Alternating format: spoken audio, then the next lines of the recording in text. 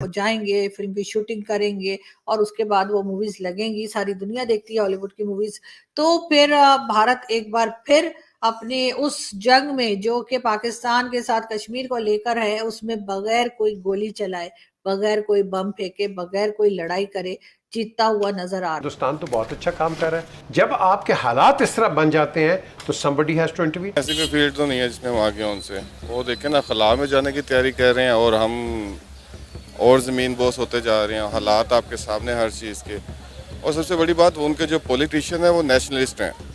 हमारा कोई पॉलिटिशियन जो है वो नेशनलिस्ट नहीं है। सबके बिजनेस बाहर के हैं, औलादे बाहर हैं, और हम खुद नेशनलिस्ट नहीं है। वो क्या, हम खुद आम पीपल नेशनल। देखिए, अंडरस्टैंड, सबसे बड़ा दोस्त हमारा चीन, हमारा strategic interest, military interest, economic interest, political interest, diplomatic interest America के साथ नहीं है। आप इंडिया को नहीं देखते? वो किसी एक की तरफ है? ऑब्वियसली नहीं। हर मुल्क के साथ वो ट्रेड जिधर तक करना चाहे वो कर सकता है, ट्रेड कर सकता है। जैसे माननीय राष्ट्रीय अध्यक्ष जी ने आपको कहा कि ऑस्ट्रेलिया के प्रधानमंत्री ने मोदी जी को कहा दी बॉस।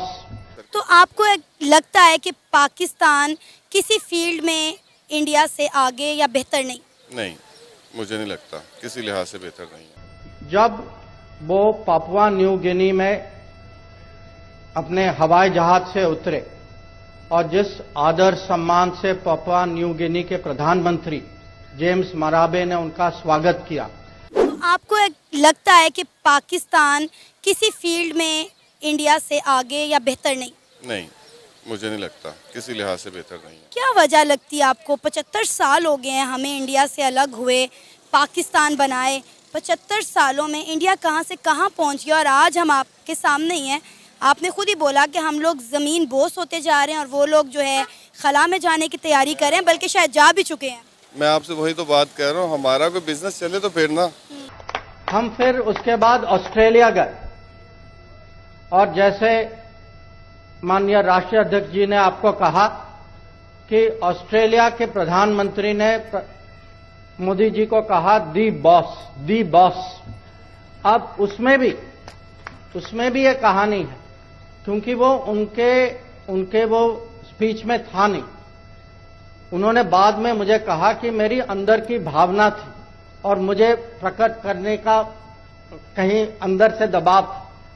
तो जब किसी देश, और वो भी ऑस्ट्रेलिया जैसे देश, तो उनके प्रधानमंत्री जब कहते हैं कि आप दी बॉस, जब ये पापुआ न्यू गिनी के प्रधानमंत्री कहते हैं कि मैं आपको गुरुजी के स्तर पे मानता हूं, तो मैं आप सबको समझाना चाहता हूं कि अभी जो जिस परिप्रेक्ष्य से दुनिया भारत को देख रही है, वो इसका कारण है प्रधानमंत्री नरेंद्र मोदी जी का नेतृत्व। जो न्यू इंडिया जो है, जो हमारी नई छवि जो बनी है, और जो अलग अलग मीटिंग्स में जो बात जो हो रही थी, वो भारत के परिवर्तन की बात हो रही थी। लोग जानना चाह रहे थे प्रधानमंत्री जी से कि हमें समझाइए कि आपके यहाँ जो योजनाएं जो हैं, आपने कोविड का मुकाबला कैसे की, आपने वैक्सीनेशन कैसे की, आपके यहाँ डिजिटल डिलीवरी कैसे हो रहा है, आपने 80 करोड़ आबादी को कैसे खाना पहुंचाया कोविड महामारी के समय में। ये आप मेरे पीछे फ्लैग देख रहे हैं, ये इंडियन फ्लैग ऑस्ट्रेलिया के शहर सिडनी में उनकी जो सबसे मशहूर जगह है हार्बर ब्रिज, उसके ऊपर ये उन्होंने बनाया हुआ है। और ये वो इंडिया का फ्लैग है जिसको हम अपने आप से कंपेयर करते हैं, ठीक है। और अपनी सिचुएशन देख लें और इंडिया को देख लें कहाँ पे है। तो फॉर गॉड सेक अपने लिए नहीं, मुल्क के लिए सोचें। दोनों parties, I am talking about both of the parties, ठीक है। कल ये ऑस्ट्रेलिया के प्राइम मिनिस्टर ने, आपको पता है क्या कहा मोदी को?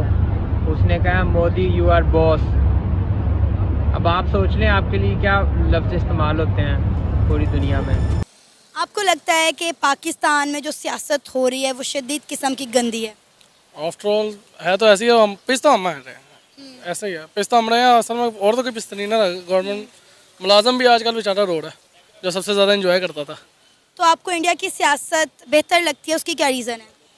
कि आप पार्टीज़ देख लें, सबसे बेस्ट पार्टीज़ हैं पाकिस्तान की। और दिल्ली देख लें, सबसे बड़ा उनका एक बहुत बड़ा सूबा है। और सबसे बड़ा उनके बात है कि उन्होंने दिल्ली को जो किया, और बिजली फ्री। हमारे यहाँ पे देखें 30 रुपये तो यूनिट करता बेचारे ने। और मैं आपके साथ कुछ ऐसी चीजें बताना चाहता हूं जिससे आपको समझ हो कि दुनिया जो है हमारे प्रधानमंत्री को आज कैसे देखती है।